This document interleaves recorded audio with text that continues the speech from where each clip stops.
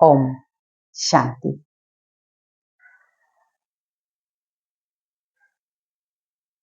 জীৱনত আমি এতিয়া যিখিনি সময়ত আছো, আমাৰ শীঘ্ৰেই মানসিক সুখ শান্তি বা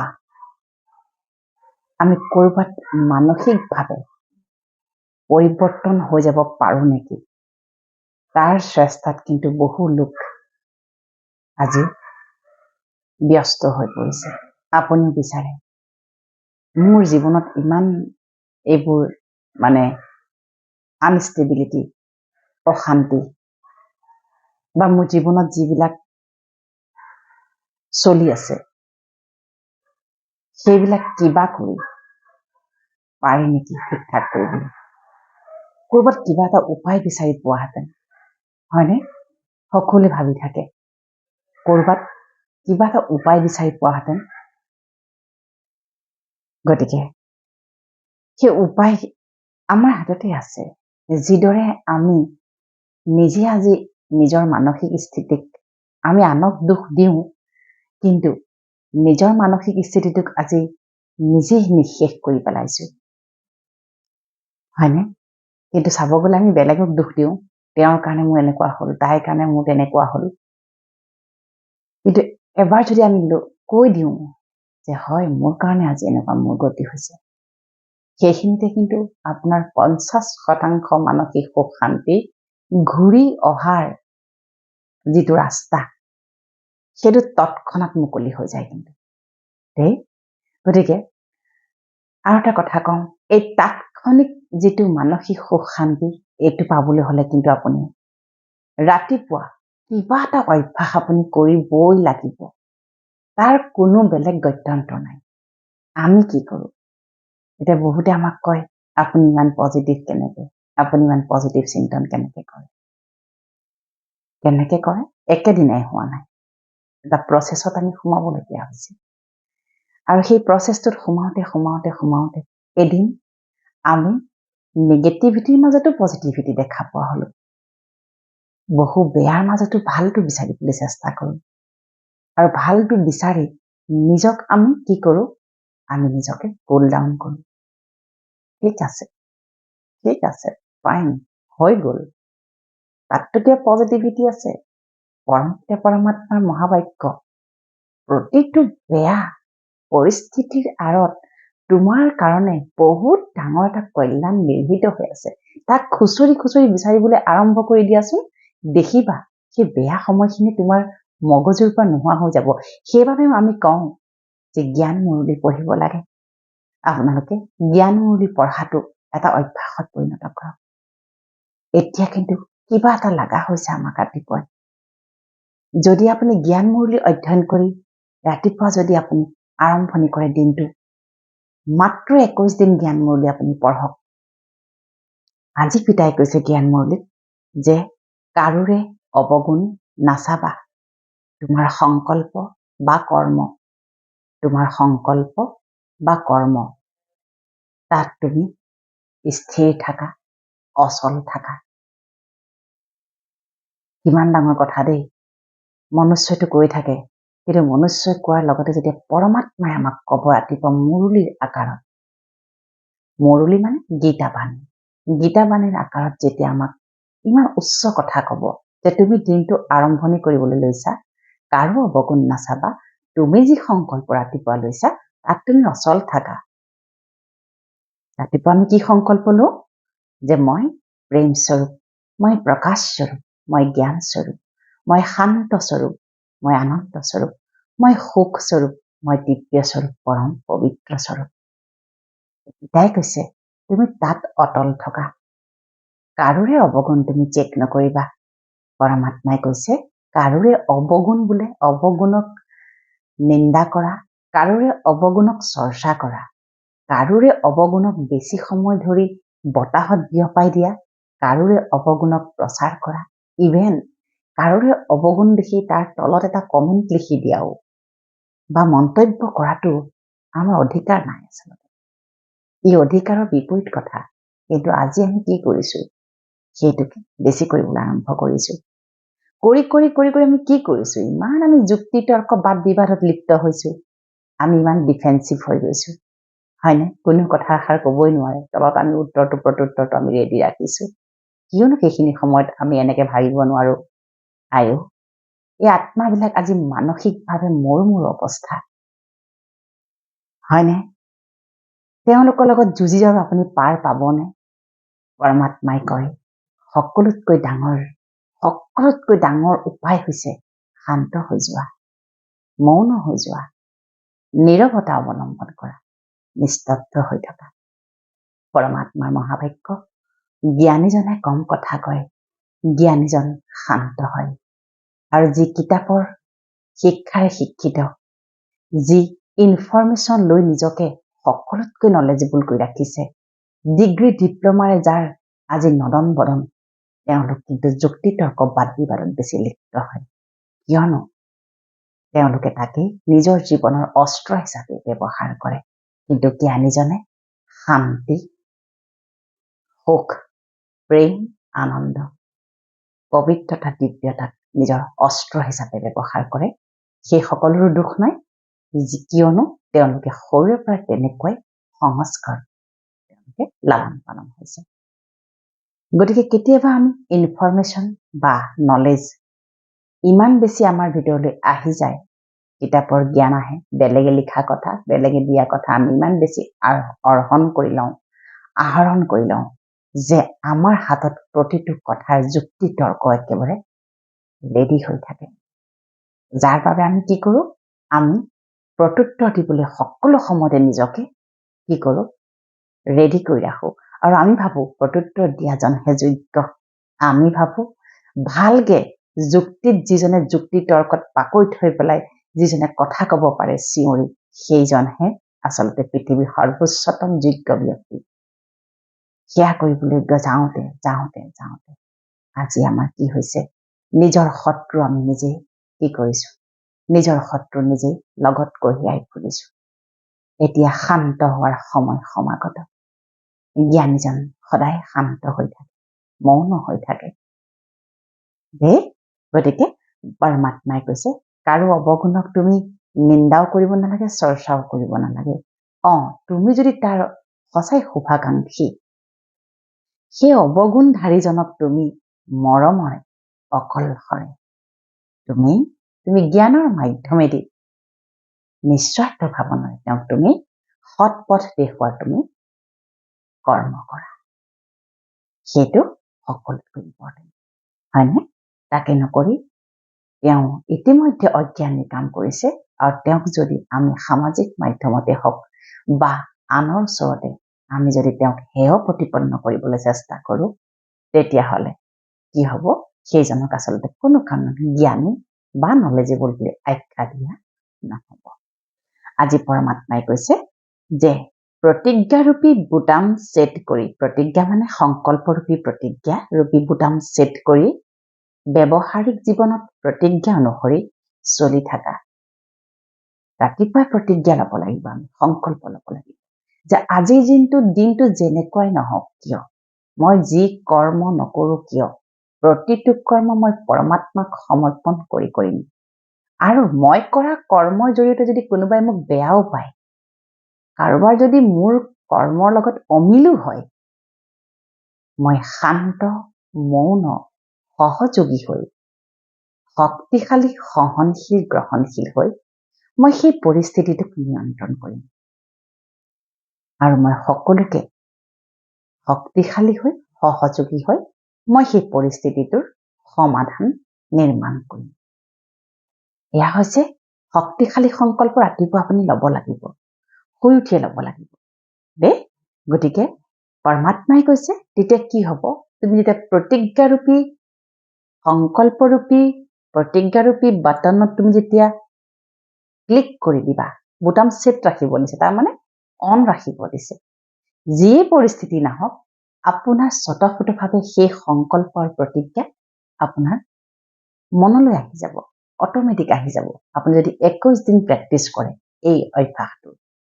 তাৰোপৰি পিতাই কৈছে মেলা বা ঝামেলাই হওক, লাগিলে মেলাতে তুমি ঘূৰি থাকা, মেলা মানে কিমান সুখৰ কথা, মেলা লাগে ভাল লাগে ন ফুৰি কৰি, লাগিলে ঝামেলাই হওক, মেলাৰ অপজিট কি ঝামেলা, জীৱনত ঝামেলা অশান্তি অসূয়া যি নাহক কিয় ডাবল লাইট হৈ থকাজনেই হৈছে ধাৰণা মূৰত কেইটা মানে ডাবল লাইট মানে কি, সেইবাবে কওঁ ৰাজযোগৰ প্ৰশিক্ষণ ল'ব লাগে। এই ডাবল লাইট যিটো আমাৰ স্থিতি, লাইট মানে আমি আত্মা, আমি এটা লাইট হয়, আমি এটা পোহৰ হয়, আমি এনাৰ্জি, আমি জীৱ, এই শৰীৰৰূপী বস্ত্ৰত আমি আত্মা প্ৰৱেশ কৰি আছো, সেইবাবে মই এতিয়া জীৱিত হৈ আছো। আৰু যেতিয়া এই আত্মা ইয়াৰ পৰা প্ৰস্থান কৰিব, মই মৃত বুলি ঘোষণা কৰা হ'ব। সেইটো এটা লাইট হৈ গ'ল। আৰু সকলো কৰি থাকিও, এই পৃথিৱীৰ এই ব্যৱহাৰিক জীৱনত থাকিও, সতি সন্তান পৰিয়াল সংসাৰ থাকিও সকলোৰে পৰা যিটো উপৰাম স্থিতি, মানে সকলো কৰি থাকিও মই লাইট হৈ আছো, মানে কোনো কথাক, কোনো নিগেটিভ কথাক মই প্ৰশ্ৰয় দিয়া নাই, মই নিগেটিভিটিৰ মাজতো পজিটিভিটি চাম, আৰু মই যেনে তেনে গোটেই পৰিস্থিতিটোক শান্তিপূৰ্বকভাৱে মই আগুৱাই লৈ গৈছো, দিনটো মই সুন্দৰকৈ পালন কৰি গৈ আছো। সেইটো হৈছে আপোনাৰ ডাবল লাইট স্থিতি। আৰু এই ডাবল লাইট স্থিতিৰ প্ৰেক্টিচ ৰাজযোগ মেডিটেশ্যনত কৰোৱা হয়। এয়া হৈছে থিয়ৰী, প্ৰেক্টিকেলটো আমাৰ ৰাজযোগত শিকোৱা হয়। সেইবাবে প্ৰতিখন ব্ৰহ্মাকুমাৰী বিশ্ববিদ্যালয়ত এই ৰাজযোগৰ প্ৰশিক্ষণ দিয়া হয়। আপোনালোকে এসপ্তাহৰ কাৰণে গৈ পেলাই ৰাজযোগৰ ধ্যানটো শিকক। তাৰপিছত আপুনি ঘৰতে প্ৰেক্টিচ কৰক। বাৰম্বাৰ কওঁ, তাত গৈ পেলাই আপুনি দিনে ৰাতি থাকিব নালাগে, 24 ঘণ্টা থাকিব নালাগে। তাত আপুনি গৈ পেলাই গোটেই জীৱনটোও দান দিব নালাগে, একোৱে কৰিব নালাগে। সেইখন এখন আছে বিশ্ববিদ্যালয়, তাত গৈ পেলাই আপুনি শিকক, শিকি ঘৰত আপুনি প্ৰেক্টিচ কৰক। কাৰণ আপোনাৰ ভাইব্ৰেশ্যনৰ প্ৰয়োজনীয়তা ঘৰখনত বেছি থাকে। আপুনি যিমান ঘৰখনত য়োগ কৰিব, যিমান ঘৰখনত ধ্যান কৰিব, যিমান ঘৰখনত মুৰলি পঢ়িব, আপোনাৰ ঘৰৰ ভাইব্ৰেশ্যন লাহে লাহে দিব্য অনুভূতি আৰু দিব্যতাৰে আপোনাৰ পৰিপূৰ্ণ হৈ পৰিব। গতিকে পিতাই কি ক'লে, তুমি ডাবল লাইট হৈ থাকিব লাগিব। আৰু কৈছে পিতাই আজি সদায় হৰ্ষিত হৈ থাকিবলৈ, হৰ্ষিত মানে হাঁহি মুখে থাকিবলৈ নিজৰ স্বভাৱ সৰল কৰি তোলা, সহনশীল হোৱা। কোনে ক'ব তেনেকে? কোনেনো ক'ব? আজিকালি সহনশীল হোৱা বুলিনো কোনে কয়? চবেই কয় কি, নেৰিবি নেৰিবি, তোক যদি কোনোবাই এক কৰিছে তই তাক চাই লবি, হয়নে? কিন্তু পৰম পিতা পৰমাত্মাই কি কৈছে, একোৱেই কৰিব নালাগে।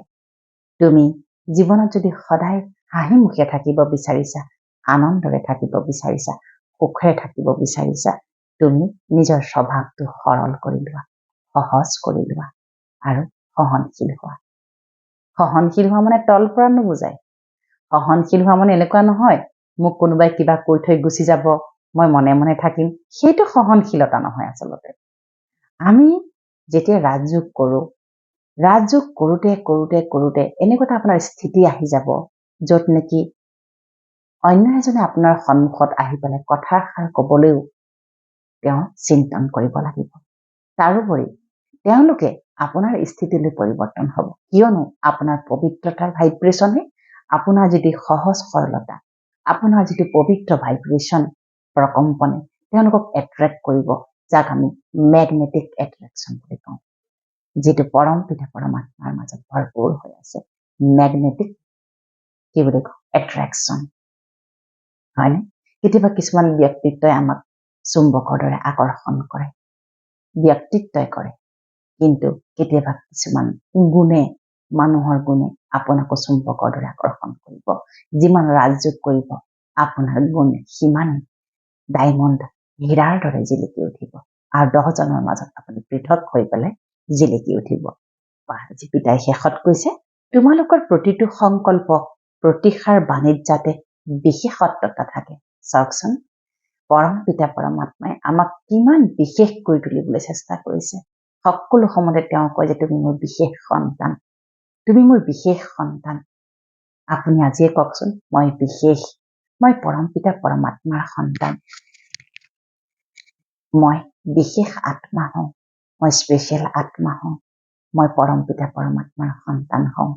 এটা বিশেষ সন্তান পৰমাত্মাৰ সন্তান বুলি কোৱাৰ পিছত কিন্তু পৰমাত্মাই যি আমাক শ্ৰীমত দিছে, শ্ৰেষ্ঠ মত, শ্ৰীমত মানে কি শ্ৰেষ্ঠ মত দিছে যে তুমি আত্মা, তোমাৰ স্বধৰ্ম 7টা, শান্তি, আনন্দ, প্ৰেম, সুখ, দিব্যতা, পবিত্ৰতা, শক্তি আৰু প্ৰকাশ। তুমি সেইকেইটা, কিন্তু আমি যদি সেইকেইটা পাহৰি যাওঁ তেতিয়া কিন্তু আমি পৰমাত্মাৰ শ্ৰেষ্ঠ সন্তান হব নোৱাৰিম। পিতাই কৈছে এনেকুৱা সৰল স্বৰূপত থকা, সৰলতা সম্পন্ন কৰ্ম কৰা। সৰলতা সাদগী বুলি কওঁ। সৰলতা হৈছে এগৰাকী নাৰী হওক বা পুৰুষ মনুষ্যৰ এপাত অলংকাৰ। বেলেগ ঢেৰ অলংকাৰ পিন্ধি বহুত মেকআপ নকৰিলেও হ'ব। যদি আপুনি সৰল সহজ হয়, আপোনাৰ সৰল সহজতাই কি কৰিব? বহুতৰে জীৱনক উদ্ধাৰ কৰিব। আপুনি নজনাকে উদ্ধাৰ কৰিব। সদায় এজনৰ মতত চলি, এজনৰ সৈতে সৰ্বসম্বন্ধ ৰাখি, এজনৰ পৰা সৰ্বপ্ৰাপ্তি, এনেকৈ এজনৰ দ্বাৰা সদায় একৰস হৈ থকাৰ সহজ অভ্যাস কৰি থকা। এজন মানে কোন? পৰম পিতা পৰমাত্মা, ঈশ্বৰ, আল্লাহ, গড, ভগৱান, নিৰাকাৰ জ্যোতি বিন্দু। দেহ ই কোনো মনুষ্যৰ কথা কোৱা নাই কিন্তু। এক দেৱ এক খেব, এক বিনে নাহি কেব, কৈ গৈছিল গুৰুজনাই। সবকা মালিক এক হে, এজনেই, এক ভগৱান, এক ঈশ্বৰ, আল্লাহ, গড, ভগৱান। তেওঁৰ লগত সংযুক্ত হৈ থাকিব দিছে।